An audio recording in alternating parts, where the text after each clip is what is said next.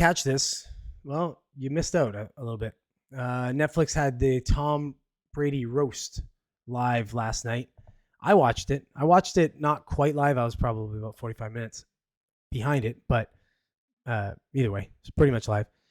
It was funny. It was good. These roasts are always pretty good if you've watched any of the previous roasts. But the difference this one was live, and it just felt like it had some funny moments that you were like, oh yeah, you can see it's live. Like there was one in particular where where Jeff Ross was saying something about Robert Kraft, the owner of the Patriots, and and Tom Brady went up in his ear and basically told him to shut up. Like told him that wasn't a cool to joke about. Which whatever. I don't think anything's not cool to joke about, but either way, it was funny. All right, I'm going to read this article. This is the Washington Post, so yeah, we know what I think about the Washington Post. They are a dumpster fire, but let's see what they have to say about this. So all the best burns from Netflix's Tom Brady roast. Comedians, former teammates, rivals, and a Kardashian took their best shots at Tom Brady on Sunday night in Netflix's Roast of Tom Brady. Yeah, it's like Kim Kardashian. I have no idea why she got up on stage. It was stupid, but yeah, I knew it would be the minute I saw her get up on stage. Whatever. They put some weird people on to do these roasts sometimes. Spewing F-bombs and zingers over more than 3 hours at Kia Forum in Inglewood, California. In the end, Brady proved to be unroastable, as he had promised during a promo for the show, but it wasn't for a lack of trying by, among others, host Kevin Hart, who was hilarious, by the way. Kevin Hart he's really good at riffing, right? So don't give him a script, just let him kind of go off it, and he's good. So Kevin Hart, Nikki Glaser, Kim Kardashian, for some reason, Ben Affleck for obvious reasons. I don't know what that means, just other than the fact that he's a massive New England Patriots fan. And he was weird too, by the way. Former coach Bill Belichick and former teammates Rob Gronkowski, Julian Edelman, and Randy Moss. Brady's long NFL career offered a rich tableau of roastable nuggets. His divorce from Gisele Bunchen,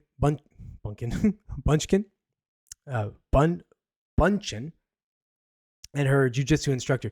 Yeah, this was hilarious. So I didn't know about this until as I'm watching and they're making these jokes, I have to look to see what they're talking about. And, I didn't realize that she's dating her jiu-jitsu instructor. Oh, poor Brady, man. They were all over that. They were finding ways to throw that in every which way. Spygate, Deflategate, his TB12 diet, and his relationship with his friend, body coach, Alex Guerrero. The stank oil salesman that turned Tom into a complete weirdo, as Edelman put it. Brady's journey from 199th draft pick to Sunday's roast began when he replaced injured New England Patriots quarterback Drew Bledsoe in 2001. So it seemed appropriate to let Bledsoe take the first shots.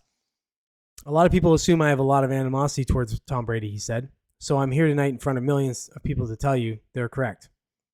He was kind of funny. I mean, he was dry, and you don't expect him to be funny. He's a quarterback, so he looks like a prototypical white, tall, Southern quarterback, right? So you wouldn't think he was going to be funny, and you would be right. He wasn't. Here's a rundown of some of the best lines, minus most of the profanity. So, spoiler alert, if you haven't watched it yet and you do want to watch it, maybe put your earmuffs on. This is Moss. Moss, who never won a ring with Brady. I'll tell you what, you deflated. My legacy. I want my ring. Drew Bledsoe was in the freaking hospital, and he has a Super Bowl ring. Nate Ebner, who the F is Nate Ebner? He has 3 Super Bowl rings. Wasn't really funny. It seems funny when you read it, but the Randy Moss was just weird. Gronkowski on Brady and Belichick, noting that both hate fun. You both live and breathe football. Neither of you are married anymore. You're both even divorced from football, and both of you take full credit for the dynasty. The funny thing about Gronkowski and the whole thing is everybody's just making jokes about him being just a big dumbass. So that was kind of funny, and I think he was drunk, so it didn't help him. Belichick. Oh, and by the way, yeah, there's another thing. So Belichick came on. So you'll find that out if you watch it. And he was pretty good. I would have expected it to be pretty bad, but he was pretty good. He was a good sport about all of it. It was this weird sort of thing that, to get them all together, it was almost like they were making amends for different things. It was, get them all into a room. Everybody's roasting everybody, and it kind of seemed like it, maybe started burying the hatchet a little bit for, especially the firing of Belichick from Kraft, right? So Belichick says, "Really, Tom? Why are all these people so hard on you? Do you miss me?" Patriots owner Robert Kraft spoke of Brady's interest in becoming part owner of the Las Vegas Raiders and his reported feelings about a former teammate. Tom, good luck buying the Raiders. They did your favorite thing for you already. They got rid of Jimmy Garoppolo. I don't know what the beef was between Jimmy Garoppolo and Tom Brady, but I guess there might have been one. Peyton Manning was hilarious, as he always is. He had some good lines. So Peyton Manning calling Brady a 3-time Super Bowl loser. My golf handicap is 3.4, while Tom's handicap is blowing leads in the Super Bowl to my brother Eli. There's another line. He says, "My kids now excuse themselves to go to the bathroom by saying I have to go take a Brady." It's good. Too bad Eli Manning didn't go, because Eli Manning has some funny stuff. Eli Manning's funny. Him and his Peyton are funny in their when they're riffing on each other. So he would have been funny in this too. But anyways, okay. So let's get past that. Oh, they were talking a lot about Aaron Hernandez and and his murder and all that kind of stuff, and concussion protocols and all these different things. So of course they're going to throw all that kind of stuff in there. Some was funny, some wasn't funny. Some was like, some was bad taste, but whatever. Some jokes miss. But this was pretty good. This was, I think Edelman said this. He goes, "Remember when you used to yell at us, look, assholes, the fucking kids down at Foxborough High can make that fucking play." Edelman recalled, "Well, Foxborough High is the only job offer you have.